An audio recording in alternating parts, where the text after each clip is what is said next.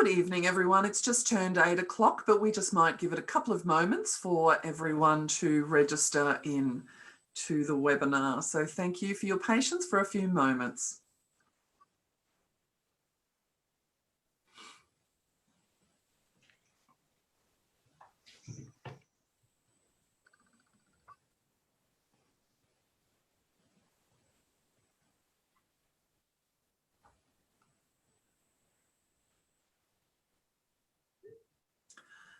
Thank you everyone for your patience. We're just giving it a couple of moments while everyone registers in.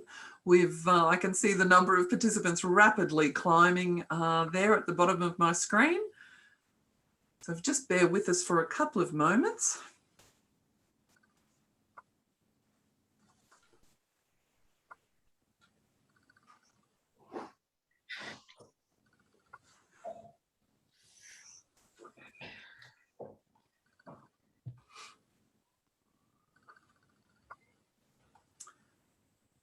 Good evening, everyone. I can see the number of participants is just passing about 1,000 people now. We know registrations are about double that, so we're just giving it a couple of moments for people to log in. If you can just bear with us for a couple of moments.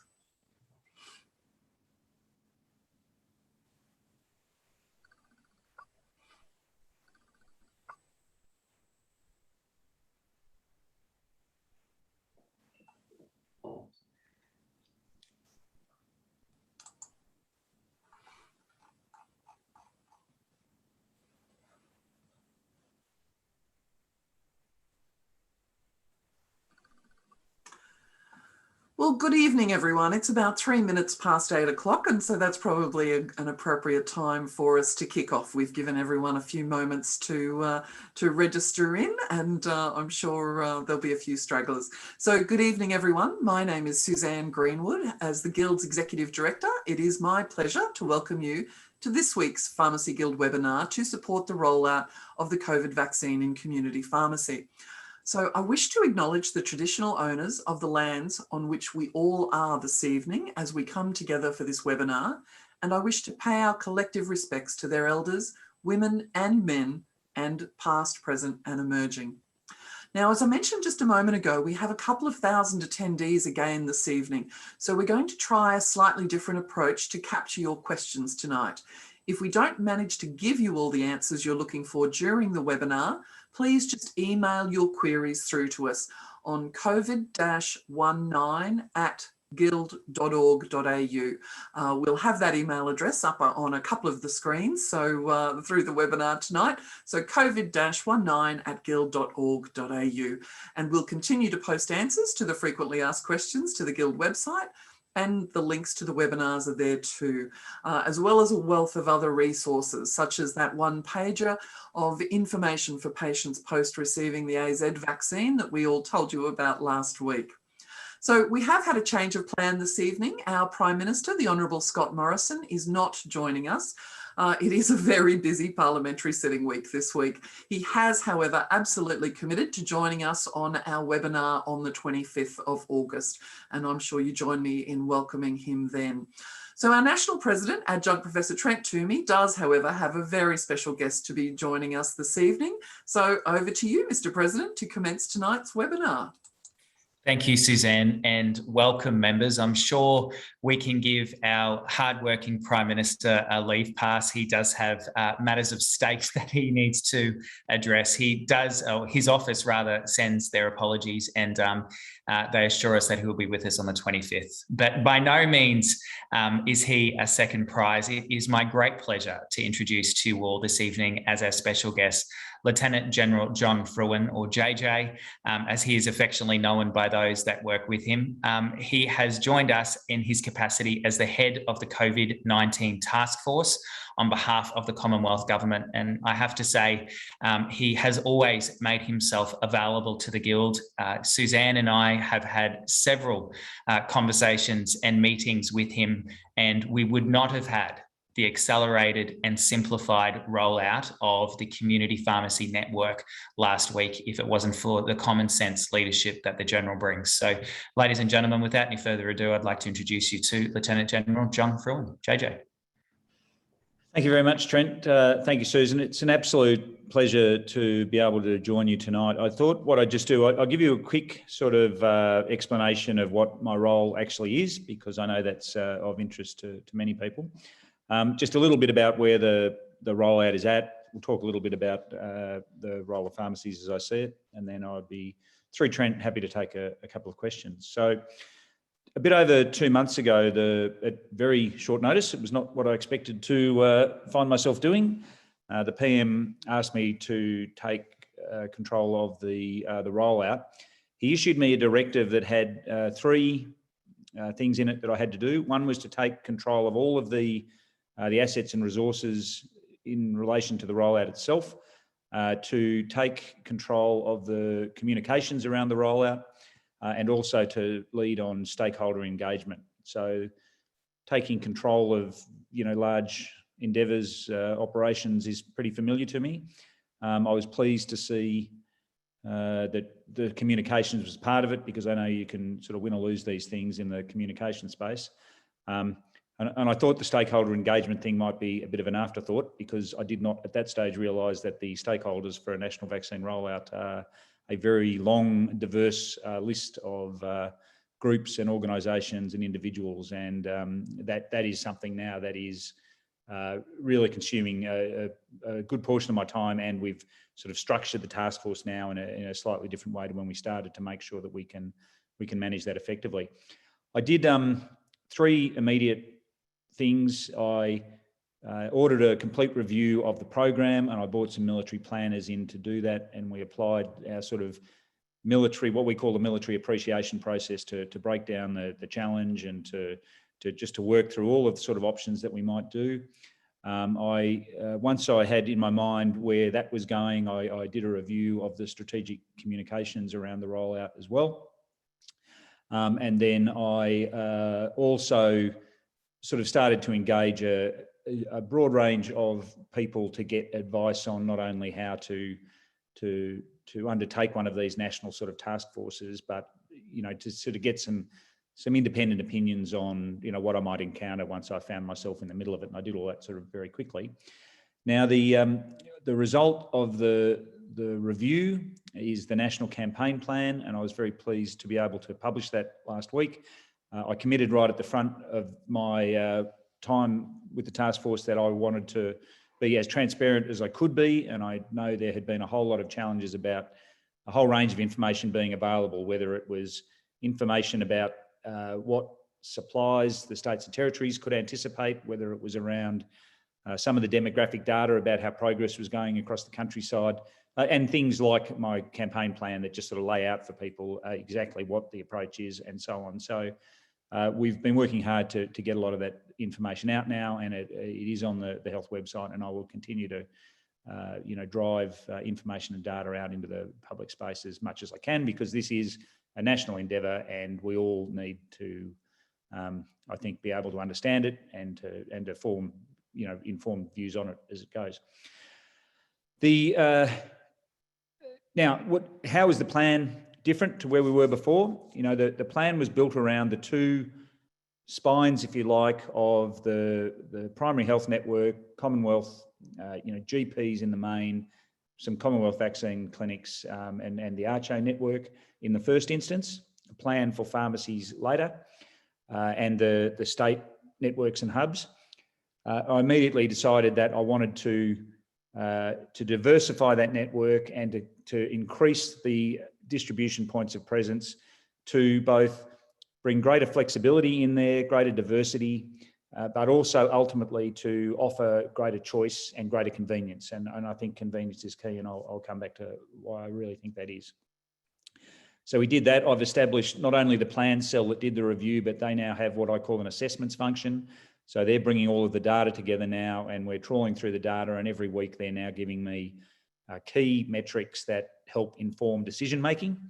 And just Monday, for the first time, we were able to reallocate Pfizer from, in most of the instances, pardon me, from the GP holdings across to the state, because we were able to do proper analysis of allocations, ordering, and actual throughput. And every week now, I will be able to see in some detail what is working, what isn't working, and then to do, at the moment, internal redistributions within jurisdictions to make sure that we're moving the vaccines as quickly as we possibly can. And now those movements can be both ways. And ultimately, I think we get to a point maybe where we're starting to do those sorts of allocations across jurisdictions as well, if some of the jurisdictions sort of move ahead or fall behind, or there are particular areas where we need effort. I also established the stakeholder engagement cell that I've spoken about, and I've now done a lot of those, but I might sort of touch on them in a minute. And then the other thing that is different in the plan is that I'm working to establish what I've called a national response option.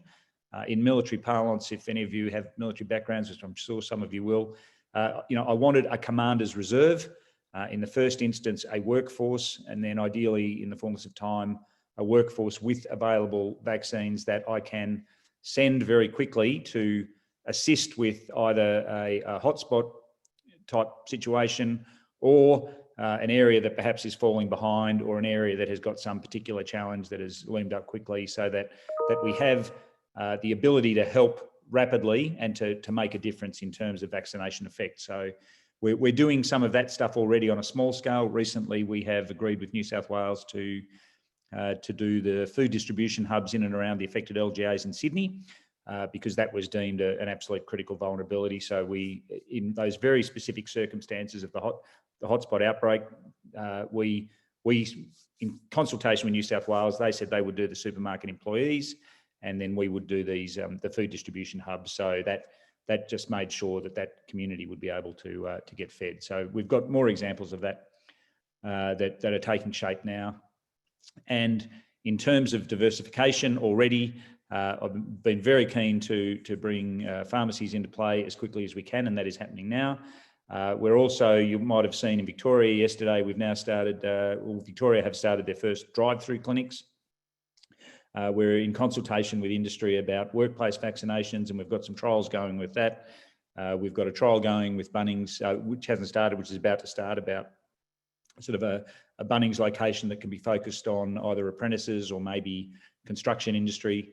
And all of these things at the moment are being done with AstraZeneca, because I can't provide the mRNA vaccines just yet, but we're doing them, we're learning, and we're doing it with people who I think are showing the leadership of being prepared to get that very safe and effective vaccine out there.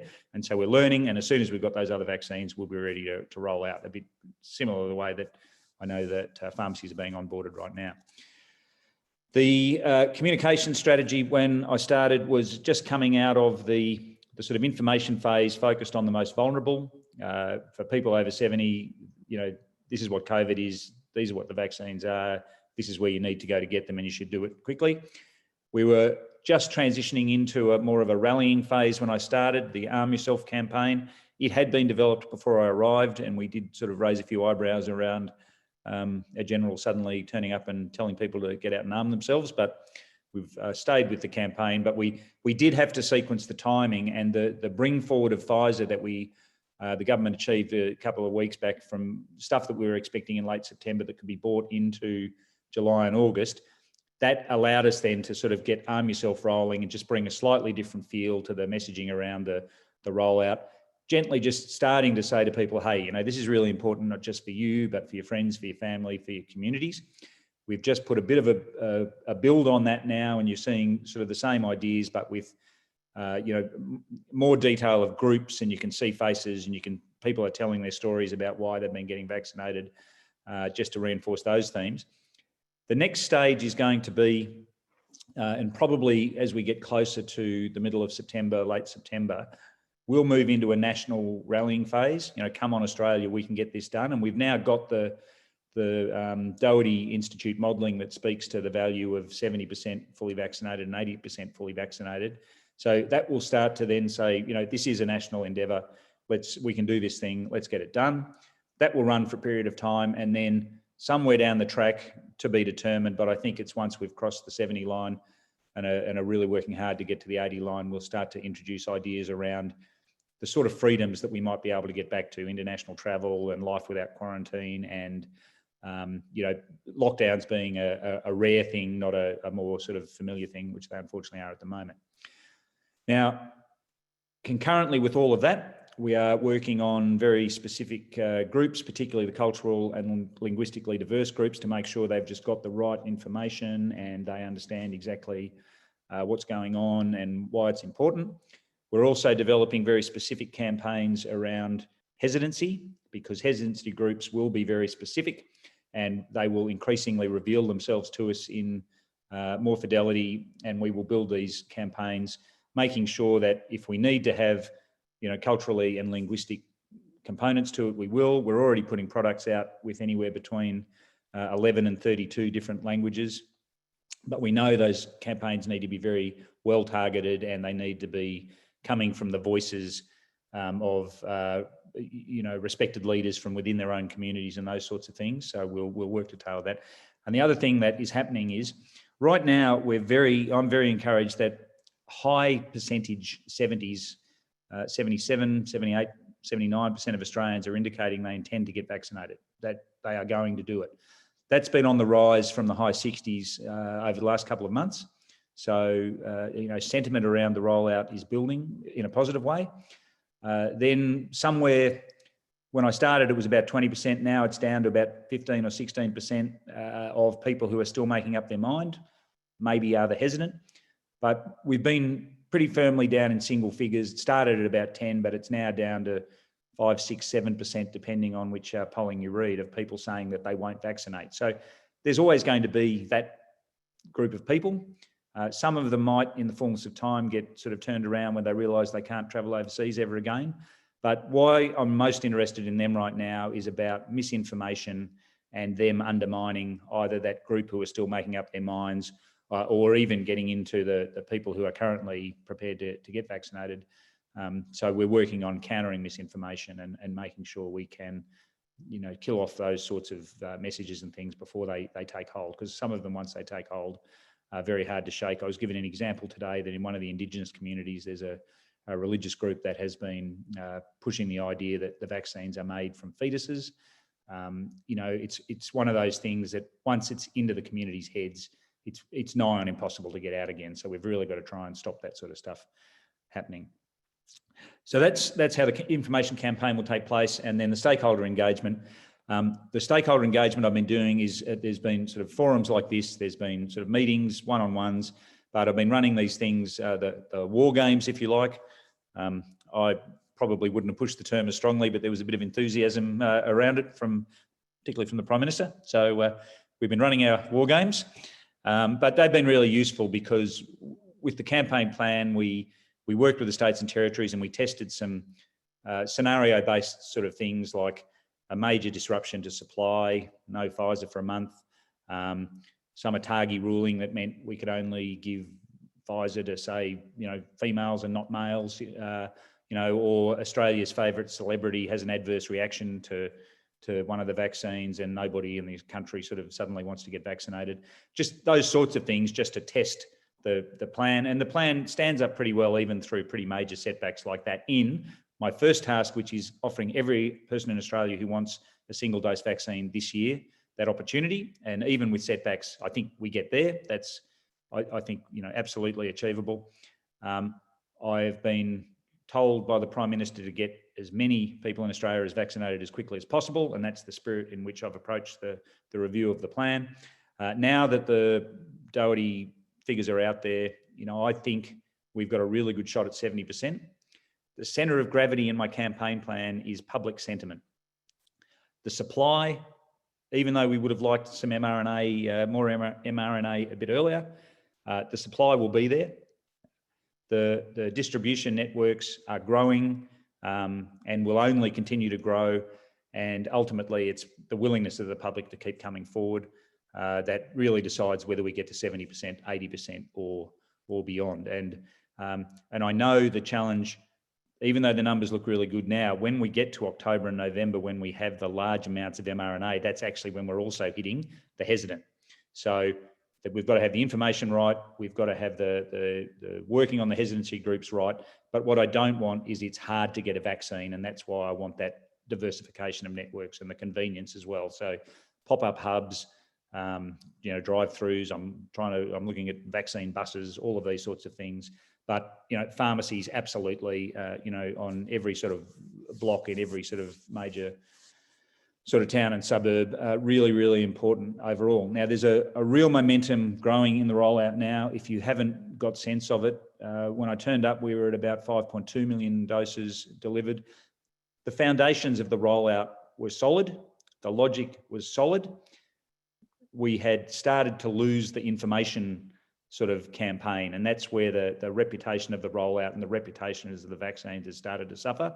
So we've built on those foundations. We've got a plan that I think has got some additional elements to it that just make it more robust and a bit more sort of vigorous. And we've got a really good opportunity to start turning around some of the community perceptions. I just tonight on the ABC, I saw the ABC describe the vaccine rollout as gaining pace, and that's high praise from what I've seen from not only the ABC but some sections of the media around the stroll out and the like for most of my time here. And really pleasingly, we're seeing a real turnaround in attitudes towards AstraZeneca as well. And I think the large portion of the population now realise that is a strategic national asset. We've got domestic production. Not only do we have ample amounts to roll into people's arms right now, we've pushed more than 1.5 million doses out into the Pacific, where it has been extremely warmly received. And we've been able to be an absolute great partner and friend to Pacific nations, particularly like Fiji, where their circumstances have been far more desperate than ours up until recent month or so with what's been going on in Sydney. So that's the broad brush. Now the acceleration is coming. We're now at 14.2 million doses as of yesterday. Every day, pretty much for the last 2 weeks, we have hit record daily doses.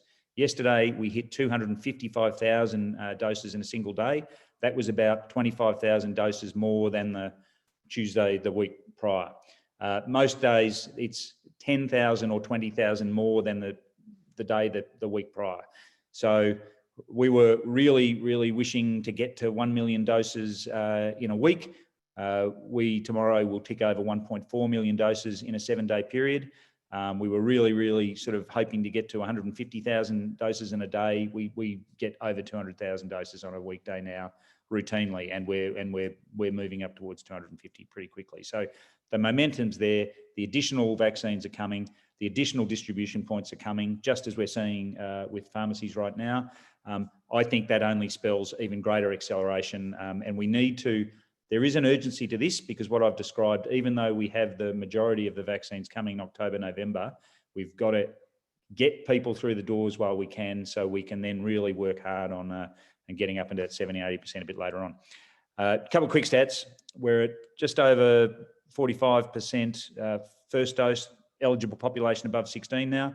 We're almost at 24% of the entire population fully vaccinated now, eligible population over 16. Just one of the senior cohorts in the over 70s, we're now at 81.8% first dose and 49% fully vaccinated. That's now the first dose there is the really important lead indicator. When we've got first doses percentages up over 80%, that gives you the best indication of where we're likely to end up, not only in those cohorts, but I think in the broader populations ideally. The aged care sector has been of particular concern to us. For aged care residents, we're at 87% first dose, 83% fully vaccinated. So that's fantastic. I think those numbers are good, even if they don't grow, because there'll always be people who either won't take it or can't take it. The workers now, we've got a mission to get the workers fully vaccinated by the middle of September. Big task, but we're up over 61% first dose and 40% fully vaccinated now. We're working on the disability sector.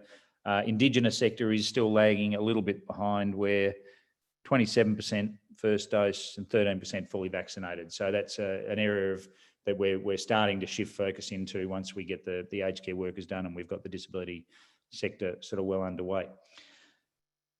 Now, just sort of rolling out. Pharmacies, 676 pharmacies across the nation dispensing AstraZeneca today. I think we will have we have a chance to have 1,500 pharmacies distributing AstraZeneca by early next week. and I think we're on track to get to shy of 2,500 by the end of next week. So massive effort to come on really, really quickly. Really important to the rollout, and we've been working really well, I think, with you guys, and it's been a great team effort, but it's really been great to see you sort of step up to the place. I directed that you get prepared for mRNA vaccines writ large, just in case we got more Pfizer earlier, but we're still on track to get Moderna earlier. In the meantime, I've said AZ, great vaccine. Look to the ATAGI advice. The ATAGI advice has been misrepresented and misunderstood. The best vaccine you can get right now is the one that you've got at hand, and in places like Sydney, that message is starting to come through. We've been doing some targeted messaging on AstraZeneca. Stats on AstraZeneca, since the ATAGI ruling on the 17th of June, that was the second piece of advice. Many in the health community thought that would be the death knell of AstraZeneca. 3.5 million doses of AstraZeneca have been administered since that day. On the 28th of June, when the Prime Minister announced that Australians under 40 or people in Australia under 40 could access AstraZeneca under informed consent, 202,000 people have stepped forward to get AstraZeneca.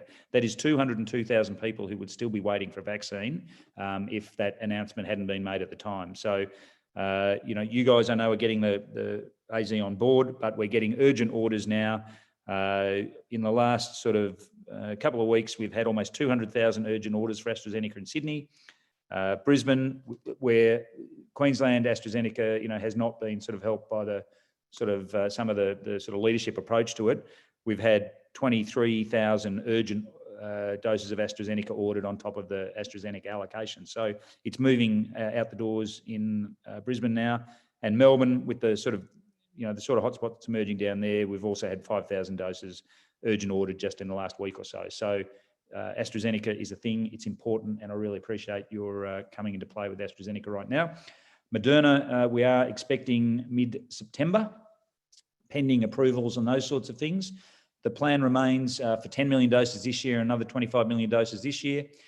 We've done a bit of a review on what we might do with the Moderna. I'm still firmly of the view that we should keep the logistics simple, and the Moderna should go into the pharmacy network. So as soon as we've got the Moderna, it will go to you. Anything that is beyond your immediate capacity, that will be useful for me to move into some of these other priority workforces that take shape, some of these workplace vaccinations and things like that. That's the sort of recommendations I'm going to make to the Minister.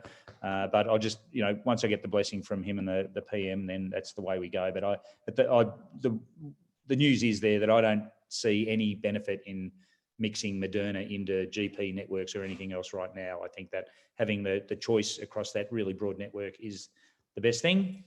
And we will continue to try and bring on, I think, up to 1,000 pharmacies a week. My team is telling me that we can do that. So looking forward to that. That's more than enough from me, Trent. Happy to. No, thank you, JJ. And before I just go on to a couple of questions, just to clarify that Moderna through the community pharmacy network, do I take that's going to go through our normal distribution channels? It won't go in the current form, or is that me? Excellent question. I am still looking at that. Excellent. I've got a bit of a review of the logistics networks on. I didn't mention a couple of the principles. So I mentioned diversification of networks I'm working to. I think I mentioned acceleration. Everything I want, I say to the team, find ways to accelerate. The other thing I'm interested in, I am not responsible for life after the initial rollout, but I am working to set the conditions for life beyond the initial vaccine rollout. Because what I don't want to do is put in place things that are bespoke, artificial, isn't how we will do boosters going forward. So that's why I'm having a look at the logistics networks. I understand why some things were put in place because of this very specific requirements around Pfizer, particularly early on. But sort of keen to, again, stay engaged on this. I'm definitely not brave enough to verbal you, General, but any close look you can give to the CSO network for the distribution of that vaccine would be greatly appreciated, sir. Thank you. It'll also be very appreciated if you don't verbal me, and that might help me get to the right place. But I'm brave, but I'm not stupid. So just on stakeholder engagement, I just want to say thank you. The first stakeholder engagement the Guild was able to attend was when you took the reins. And, I'm not going to look backwards, I'm looking forwards. Yep. And we've had genuinely good engagement with you and your task force. So thank you for that. I'm pleased to hear that. Assets and resources. Always love hearing a general say, arm yourself. I love it. Let's get it done. But I just want you to view the community pharmacy network as your reserve workforce. We can flex up and we can flex down, and the network does that very well. If we look at our peak 2 months, general of July and December, they're often double what we would do in a month of February. So the community pharmacy network has that built-in agility to be able to bring workforce on and flex up to do things if needed. So I just put to you that, we don't need to have a big government solution to have agility to flex up and flex down as you need. We can use the private sector to do that and partner with you. Right. And I think you appreciate I'm a believer in the network. And I know there is enormous capacity there, but I will say, I know it's early days, but there are others looking very carefully at the numbers to, just to say whether it is the numbers are showing the potential. So that's why I just really, implore you to sort of make the most out of AZ while we've got the chance to keep the AZ moving. No, we hear you loud and clear. You've opened the door for us, but now we've got to deliver for you. So we hear you. And just in communications, I suppose, just in closing, you're right.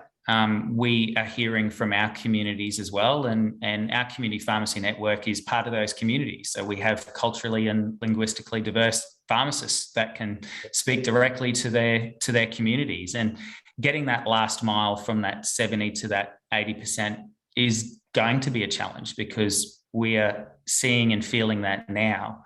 So any help that our network can be to spread that message, so we're speaking the language and we're part of the community, then we would very much like to do that with you as well.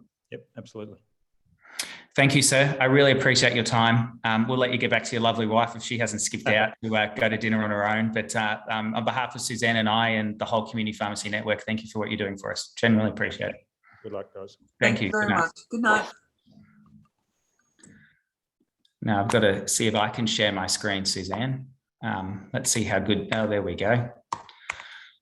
Well, ladies and gentlemen, you've just heard from the General himself. We do have a great relationship with him and his task force, and I hope you can see that from the level of engagement, openness, and frankness. But I'm just going to reiterate what he said before I give you a very truncated version of the 45-minute presentation I had for you in the half an hour that we've got left. The General has opened the door for us. He's given us what we've asked for, but it's up to us to deliver now. If we do not deliver the numbers that we promised we would deliver, if we do not deliver the increase in vaccination rates that we have been saying we're able to do, then our role in the ongoing nature of the booster program that will be with us for many, many years is something that we should not take for granted. So Suzanne and I are doing everything we can to ensure that this early phase is a success, but we've got some pressure points tonight that we would like to raise with you that we need to make sure that we address early, we address fully, and we make sure that we take full advantage of the opportunity that as a profession that we've been given. So let's fly through some of the numbers. You all know I love numbers. There are 24.8 million vaccines of AstraZeneca still to be given in the over 18 market in Australia. So I will give you some of the numbers that the General went over before. I've got them on a graph. You know I all love my graphs. So here it is. As of the 11th of August, 52,500 AstraZeneca vaccines have been administered by community pharmacy to Australia. There are 676 pharmacies that were vaccinating as of the 9th of August. And we can see 321 of those were in New South Wales and 223 were in Queensland, with the balance being made up in the rest of the state. As of the 13th of August, so by close of business this Friday, that will jump to 2,470 pharmacies with stock. So the figure that I gave you before, and I will just go back, 676 pharmacies are vaccinating. The language is different. 2,470 pharmacies have stock. So the first challenge we have, friends, is there are a group of us that have stock that are yet to start vaccinating. So we have found from the data that we are seeing that the biggest challenge is actually getting started. We're seeing a lot of sharing of information on social media platforms and other guild communication channels, where once you get started, the fear of it or the unknown of it is something that was completely over-exaggerated. Yes, it is clinically different, but it is not that different from running your traditional influenza vaccination programs, whether that be in a clinic format or whether that be in a walk-in format. And yes, I myself spent the last few days running the COVID vaccination program in my pharmacies. So I will give you some of my lived experience later tonight also. As of the 16th of August, so mid-month, as promised, so this is by the end of next week, there will be 3,500 community pharmacies that have been eligible to be onboarded. So we've got up to 3,500 there. So those are the ones that have had the ability to order stock. You have done a very good job, thank you, about filling out those forms and submitting your orders by midnight on Monday just gone. As the General alluded, 620,000 AstraZeneca doses are ready to be dispatched over the course of the week. By the end of next week, 1.1 million AstraZeneca vaccines would have been delivered to community pharmacies and been in community pharmacy fridges. So we have uploaded 52,500 doses into the Australian Immunisation Register. That are the number of doses that we have administered. But by the end of next week, there will have been 1.1 million AstraZeneca doses delivered to community pharmacies and in community pharmacies' fridges. So there is no problem with activation. There is no problem with the availability of stock. What we need is we need to get those vaccines out of our fridges now and into Australians' arms. So here are some points of pressure. I'm not calling them problems, I'm calling them points of pressure that we need to focus on over the coming week. If you have an invitation to participate, you need to accept it. And yes, there were those pharmacies up to 3,500 that were able to be part of the accelerated and simplified rollout, but there is still 5,800 pharmacies in Australia. So there are still a few pharmacies out there that can opt in and they will still be able to avail themselves of this opportunity to vaccinate their community. Stock, remember, the General did allude to it. One of the practical reforms he put in place was horizontal stock movement. So share with your friends, 1.1 million doses. Sounds like a lot, and it is on one hand, but remember, if every pharmacy only did 1 vial a day, 10 shots a day, then we would go through that whole 1.1 million in 1 month. So, and there are many pharmacies doing a lot more than 1 vial a day. In North Queensland, in Cairns, we've just come out of a 3-day lockdown. So we saw an increase in motivation. So we were doing anywhere between 30 and 60 vaccinations through our stores on any given day. And we have been running, depending on the pharmacy and the stock levels, the staffing levels, we were running 15-minute appointments in some pharmacies and 20-minute appointments in other pharmacies. But I just have to say, we were doing a 50-50 mix of walk-ins and also opportunistic walk-ins for opportunistic vaccination and those that had pre-booked. So please ask everybody. Ask everyone. If we were doing 50%, and this is just not anecdotal from far North Queensland, this is what's being experienced in Brisbane and Sydney as well, ask everybody. We're having a number of pharmacies who are doing half from bookings and half from walk-ins. So you can double the amount that you put through if you simply ask your staff to ask every patient that walks through. I'm going to talk about Tassie and the Northern Territory in a moment. We do have a little bit of an issue we're working on a policy front. Confidence, as the General said, your patients will have confidence in the vaccine if you have confidence in the vaccine. So we're employing you to strip it back, as the General said, to the TGA advice. Make a decision for yourself. Let the facts and the evidence address the hesitancy. It is a good vaccine and there is demand out there. IT infrastructure, we are still having a few issues with air integration. Please make sure, I've got some tips for that coming up for you as well, but we are having some logistical problems.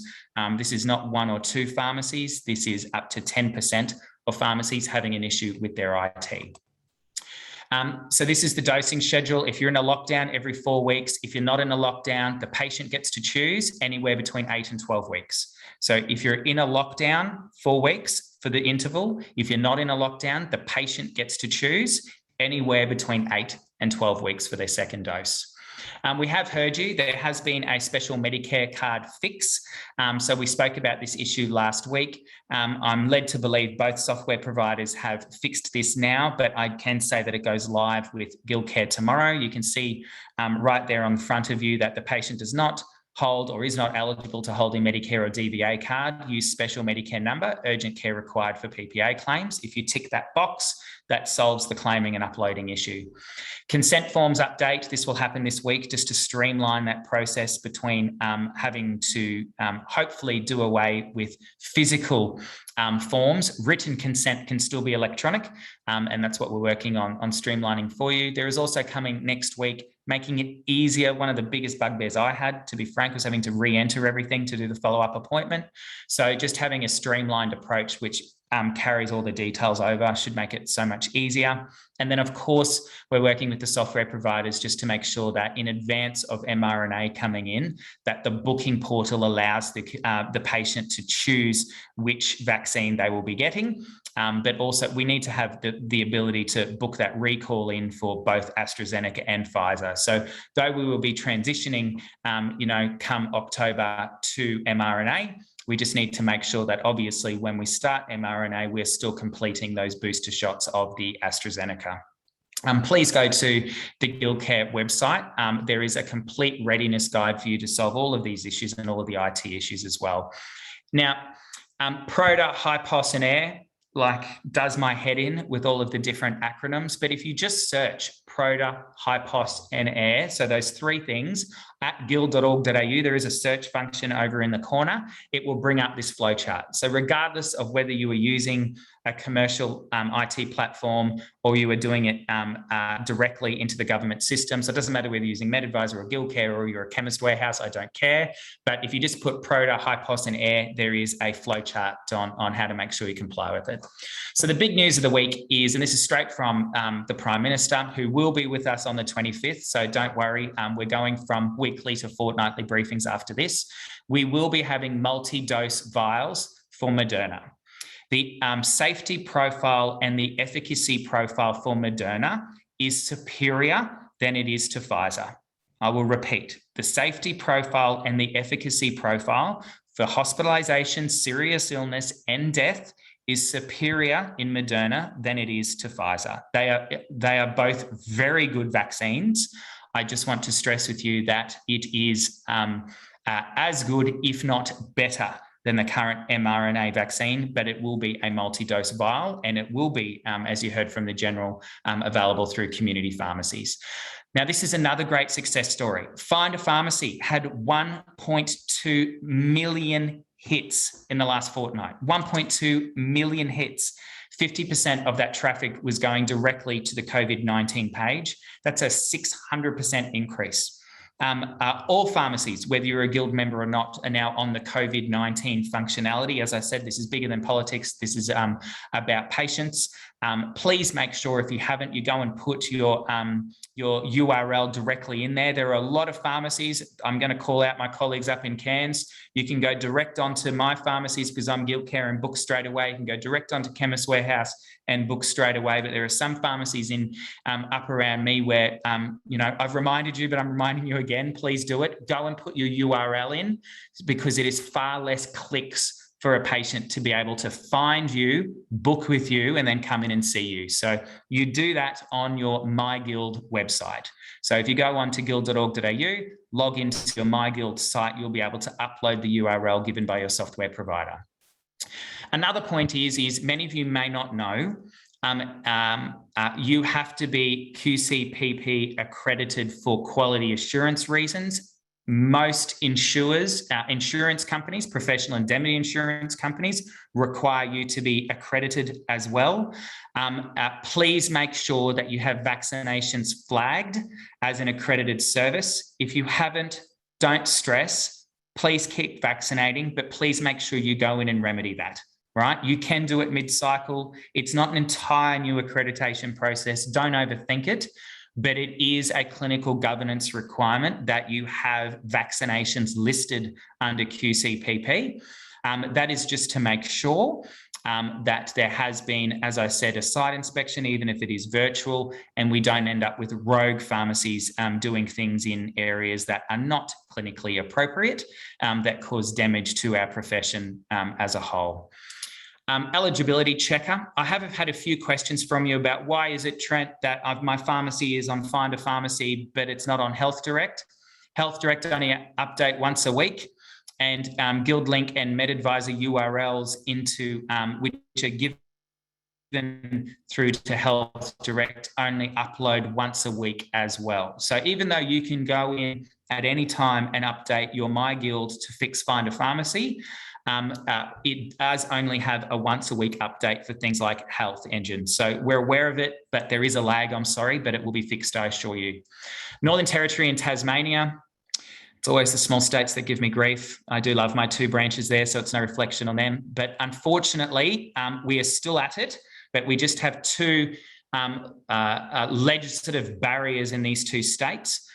Northern Territory, whilst both pharmacies can give Pfizer and AstraZeneca, for some stupid reason, and it is a stupid reason, the Territory government up there says that pharmacies can give over 60 for the first dose, but if it's their second dose, you can give it over 16. So, if it's the second dose, you can give AstraZeneca over 18, but Pfizer, which they can't order, they can give from over 16. So it's still over 60 for AstraZeneca for the first dose, but it drops to over 18 for AstraZeneca for the second dose.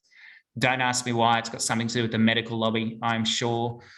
We've got a similar problem in Tasmania. I'm told there's going to be an update tomorrow, though. So I'll let Helen O'Byrne, who's our very diligent branch president down there, communicate with all of you tomorrow. But as we understand today, you must be 60 years of over to receive a AstraZeneca vaccine in Tasmania. If you're a pharmacist working in a Tassie Health, you can be over 18. God knows how that works, but anyway, but at the moment, and it's only certain pharmacies and certain postcodes. So happy hunting to our Tasmanian branch down there, and any help we can give you, please just ask. I'm powering through this, guys. Small business support. We have had several members call us in tears because they do not have the industrial relations flexibility, they do not have JobKeeper, and they do not have the rental moratoriums that were available to them when the initial lockdown happened last year. And it's crap. I don't know why a big, super fund expects you to be able to keep paying them rent when you simply are not allowed to trade due to a public health directive. It's unconscionable. We will keep fighting it, but I'm sorry, the Guild cannot fight this one on our own, which is why we are full financial supporters, and I have to say we are prime supporters. The biggest package we can buy on your behalf of both the Australian Chamber of Commerce and Industry and the Council of Small Businesses of Australia, and we are working with our friends over there because it's not just pharmacy this is affecting, and they have put together, Alexi Boyd, who is the new CEO of Cosboa, she's an absolute champion. There's a podcast there if you'd like to listen to her directly, but they have put directly to not only Treasury and Finance ministers at a Commonwealth level, but in each of the states and territories as well, because there are some pharmacies out there that just won't make it through if they don't get some form of support. Speaking of support, I know you're not alone, right? I'm getting Facebook messages, LinkedIn messages, text messages from you at 24 hours a day, 7 days a week. And, Georgina hears my phone ding when it's beside my bed and she gives me a nudge. And she doesn't mind, and neither do I, because you're not alone. It does suck. When your patients are under pressure, when your staff are under pressure, you're under pressure. And that's why your Guild's here, right? So please don't ever feel like you're alone.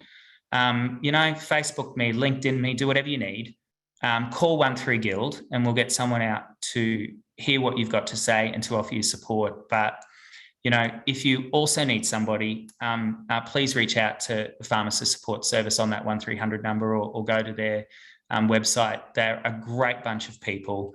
The Guild is a very proud supporter of them. And I don't care whether you're an owner or an employee or a pharmacist or a pharmacy assistant. You know, it's really tough at the moment.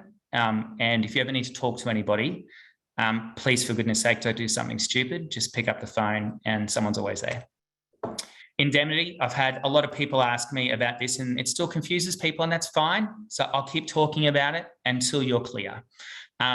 If you follow all of the guidelines, you can vaccinate. You can vaccinate apart from those 2 jurisdictions that we're going to drag over the coals until they do the right thing. If you're over 18, get the vaccine. Just make sure you get consent, and we've helped you do that, and just make sure you comply with all of the things that we've given you. And we've given you really simple tools that are built in to your clinical decision-making software, whether it be GuildLink or whoever else you use, that helps you get informed consent. Those things are in there if they've pre-booked. If they haven't pre-booked, then you can either go through it in a paper format or you can simply open your booking portal and do it electronically then and there. But please, PDL have been with us right from the get-go, and not of this pandemic. They've been with us for you know, the better part of half a century, and they're always there to support community pharmacy practicing to their full scope of practice. And they're there right now, making sure that you can vaccinate with COVID-19, vaccinate using AstraZeneca for people over the age of 18, and you can do it with confidence to know that you're protected. I just want to give a shout out to Anthony Tassoni here, my Vice President for Health Economics and Policy. Remember, he followed me in that job, and he's doing an absolute stellar job in that, and he's had some success. Thank you, Anthony. The electronic prescription fee and the subsidy from the SMSs have been extended. He's secured funding for that in full, no cuts, and that will be there until June 30, 2022. So thanks, buddy, much appreciated. So just as a recap, everybody, ask everyone. Everyone that walks into your pharmacy needs to be asked if they've had the vaccine, because the pharmacies that have been participating early on, half of their volume is coming from opportunistic vaccination by asking people that are walking in their pharmacy, and the other half is coming from their online booking portals. Order your full stock allocation. 1.1 million will be in there. That sounds like a lot, but it's only 10 a day, every day, 1 vial every day for each of those 3,500 pharmacies, and we've run out. So keep ordering the full amount and transfer with your friends as well. Open your booking portal and start receiving bookings. As soon as you're confirmed, don't wait for the stock to arrive. Open the booking portal, start receiving bookings. Please fix those little glitches that we have with the AIR integration, that HW027 form. Oh my God, I'm going to have that tattooed, I reckon. HW027, please get that form completed. It's one of the holdups. As I said, about 10% of us are still not getting that right. Make sure you make the recall booking. 4 weeks if you're in a lockdown area, 8 to 12 weeks if you're not in a lockdown area. If you have any questions, email us at covid19guild.org.au. We will keep working for same job, same pay, all vaccines, all Australians, all pharmacies. Off-site vaccination, you heard the General speak about having built up capacity to flex up and flex down and go into hotspots and look after certain parts of our economy. And that's definitely something we're talking about. You heard it from him. And we're talking about that being a part of a permanent part of the architecture from 2022 onwards. I'm not going to talk about my friends at the PHNs. They have picked up their game. They are doing a better job, and we appreciate that. The Prime Minister, I know we're all hoping he would be here tonight, but he is exceptionally busy, and he is double, triple confirmed, isn't he, Suzanne? Good. Double thumbs up, Suzanne, that he will be here on the 25th. So we are taking this weekly briefing now to fortnightly. But please, if there's anything that Suzanne or I or our team can do to help you, as I said, just call 13 Guild. Whatever door you can talk to us is the right door, or just email us at covid19@guild.org.au. Over to you, Suzanne. Absolutely. So thank you very, very much, Trent. I actually booked in today for my second dose of AstraZeneca, which is going to happen in a couple of weeks. And I'm pretty proud that I'm going to have both doses happening in community pharmacy. So it's an honour and a privilege to be able to be supporting everyone with these webinars. I don't know how Trent did it, but he managed to bring us in right on time. When JJ was kind of chatting on a bit, I thought, oh, we're going to be keeping everyone tonight. But look, thanks very much for your time. We know how stressed and strained everyone is, but it's just so important that we get everyone supported and tooled up. And as Trent says, you know, it's just, if you're over 18, get the vaccine, and we want community pharmacy to be right there doing that service. So thank you very much, everyone. Thank you, Trent, on behalf of the couple of thousand people that were registered tonight. And we look forward to talking to everyone on the 25th of August, where we will have the Prime Minister. So good night, everybody. Good night. Thanks, Suzanne.